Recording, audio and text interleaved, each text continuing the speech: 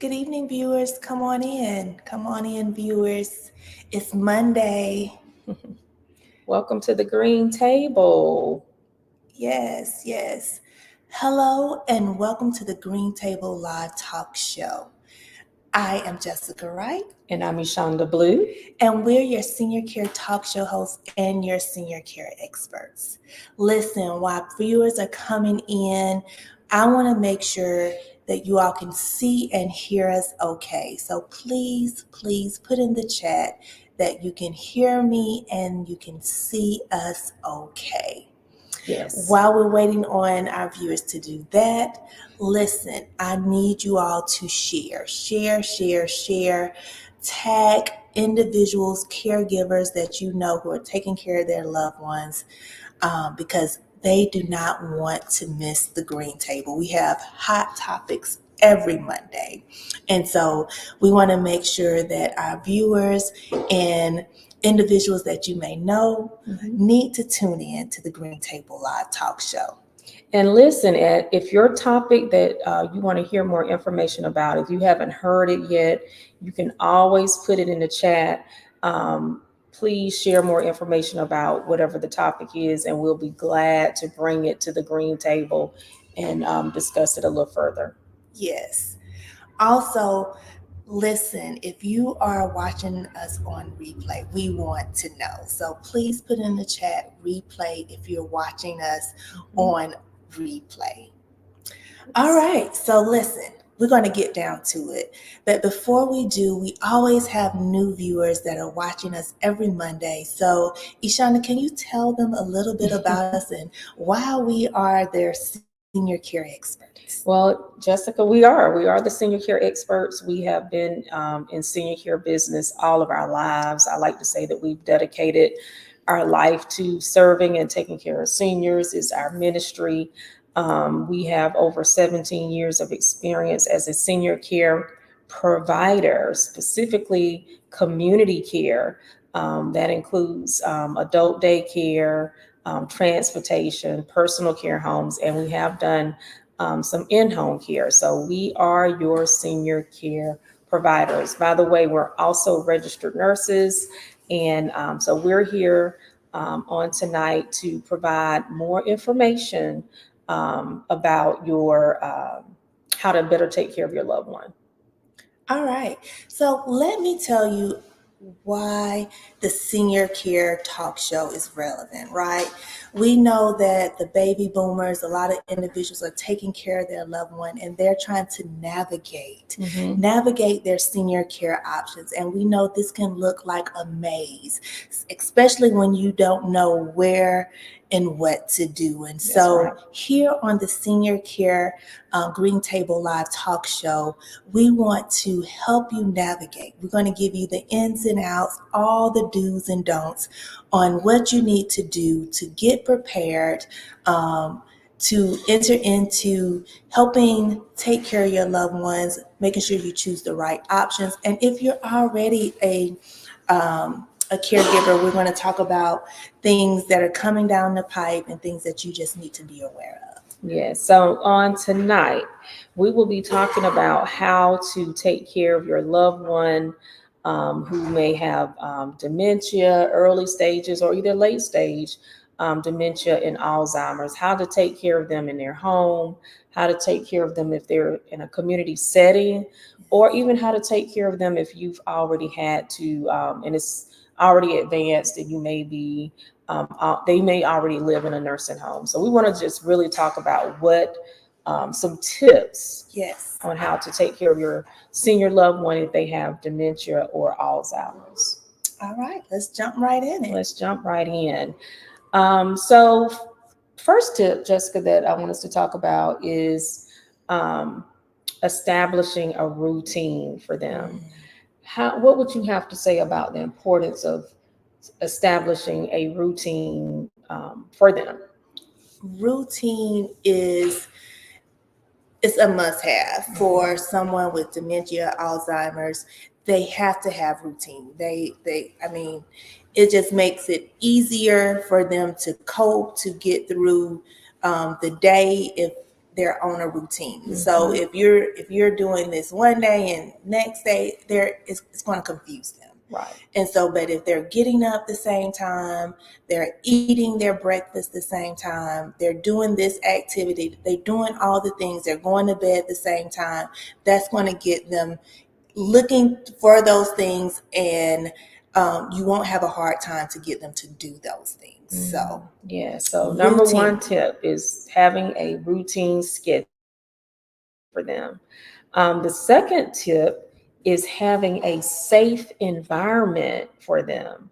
I can remember, Jessica, when we were doing home care, and we had someone who called us and said they needed help with their mom, and I think it was you. Someone went out to the home to do an assessment, and they saw where they had locks or chains or something on the doors. And that is really a hazard. That is really a no-no. And I know the reason why they did it, because let me tell you guys, if you have a family member and they have a wandering behavior, because everybody don't have it, right. But if they have dementia or Alzheimer's and they have a wandering behavior, that means they're always in their purse or their bag or their suitcase, and they say they're going home or they're going to see mama. Listen, they're going. They are not going to stop going. So you want to make sure that you have a safe environment for them. So what would you like to add to that? Definitely, because I think you said it before, like that's the only thing on their mind is getting out. And so you have to make sure that your home is secure, is safe. And so I would say, the locks, not putting the padlocks, but putting the locks up higher. Also, making sure you put a chime on your door. That would definitely be a great way to be able to make sure that you're notified anytime someone is going in and out of the home. And this is a safety measure as well. So if something do happen and they're not able to unlock the door, get out, whoever, for easy access, then that would be an issue. So definitely make sure you're putting chimes on the door. That is a great safety measure. Right, but you don't ever want to lock them in to the point nobody can get in if a fire starts, or it's just really a safety hazard. But the main thing is knowing is if they have that wandering behavior, it's not going to stop. So you want to make sure the home is safe. And then when it gets to the point that it's not safe, because let me tell you, they'll go out a window. They won't just go out of a door. Wow. I was consulting for a nursing home one time, and that's exactly what they had, because they had all the alarms and all the beeps. It was a memory unit, by the way. It was a special unit, and one of the residents got out of the window, and then after that they started putting security things in place around the window. So just know that they're not just going to look at the door; they may look at your windows, and it may get to a point they're just not safe to be kept at home anymore. Because facilities, like we have a personal care home, and even in our adult day centers, we have those magnetic locks, which means no one can come in and out unless they put in a code. And so that's something to consider as well. But you want to, that's number 2. Yes. You want to have a safe environment for them. Okay. Number 3, because we got a good list here, but we're only going to share a few of them.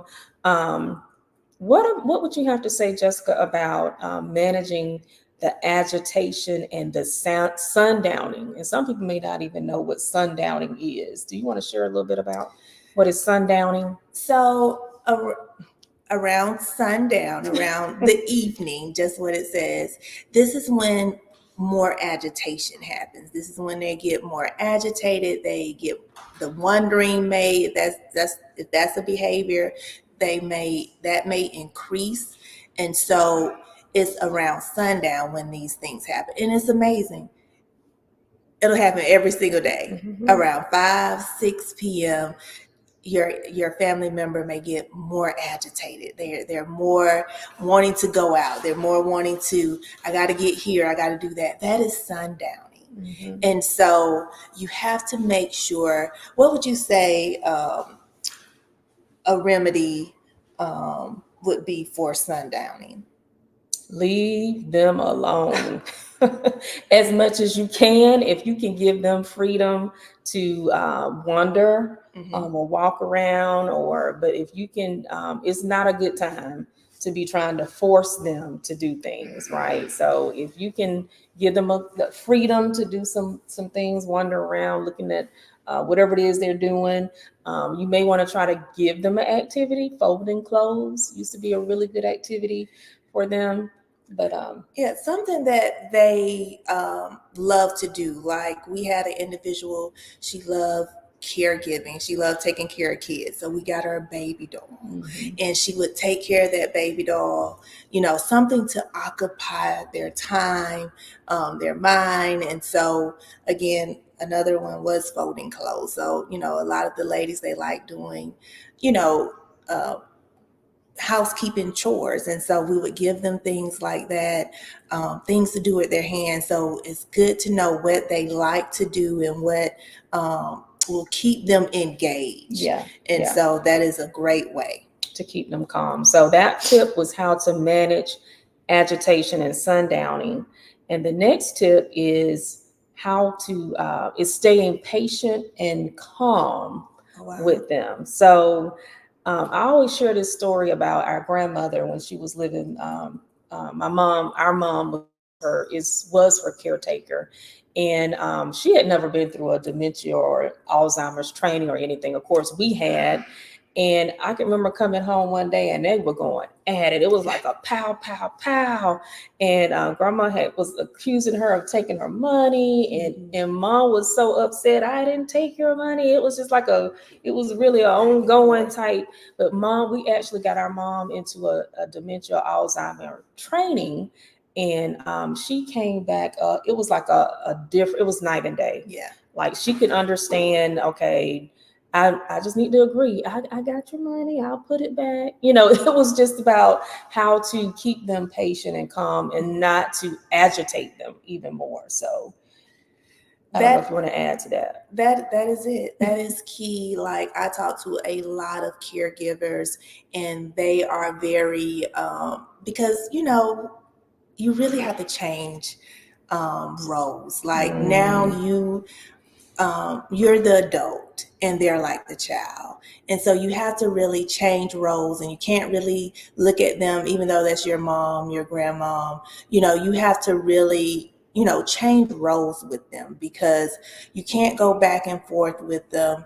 It's always agree, long as they're not hurting themselves, anything that's going to, jeopardize their safety. You just go right along with them, because if you don't, again, that's that agitation, and then it's you get agitated. You get agitated. Oh yeah, you definitely. So because they're going to stay committed. Oh yeah, committed to the cause. So you want to just keep them happy, keep them in a great place, and so just go along with them, because the next day they won't remember. That's right. Or the next hour they will not remember. So it's best to keep that peace, keep your sanity.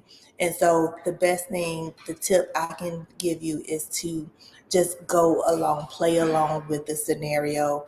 Also, a great tip would be the Rosalind Carter Institute. It's a nationwide agency that can help caregivers, and so I think that's a great tip for Alzheimer's and dementia training that they do. It's an awesome training for caregivers, for individuals. They have a manual, and I think anyone can get the manual. Actually, we have manuals. Yes. So if someone is really interested, all you have to do is let us know in the chat, contact us, and we actually have some manuals as well.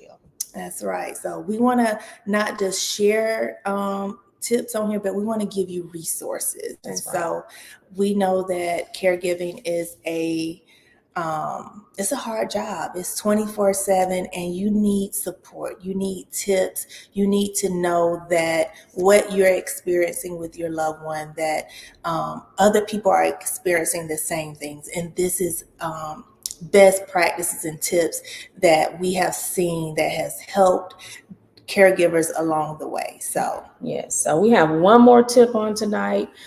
It's a very important tip, and it's actually for you, the family caregiver. Take care of yourself. Listen, that is so important. We know how hard it is to be a caregiver. We know how stressful it is, how overwhelming it is. You want to make sure that you have some self-care in there and taking care of yourself. Jess, anything you want to add to that last tip? So I admonish you to seek out the resources for caregivers, for respite services that can help you take care of your loved one and give you that peace of mind, give you that relief that you need. And so definitely check out services in your service area. We are currently pretty much all over Southwest Georgia, so definitely adult day services is the best kept secret, and it's a way that you can keep your loved one with you. And be able to get that relief, that support that you need, that peace of mind as being a caregiver. So definitely make sure you check out resources. Yes, yes. So those are our tips on the night. I see we put them in the chat. So if you guys, again, if you're interested in that manual on how to, with tips, and it has really good suggestions on how to deal with your family member who has dementia and Alzheimer's and have different types of behaviors. If you're interested in that manual that was put together by the Rosalind Carter Institute, please let us know. I know that's all our tips on tonight. We'll be back next Monday. Yes. Same time, same place. So please make sure you tune in, you set your notifications so you can get the ins and outs, the do's and the don'ts on how to navigate this maze called senior care. That's right. So we'll see you guys next week. Bye-bye.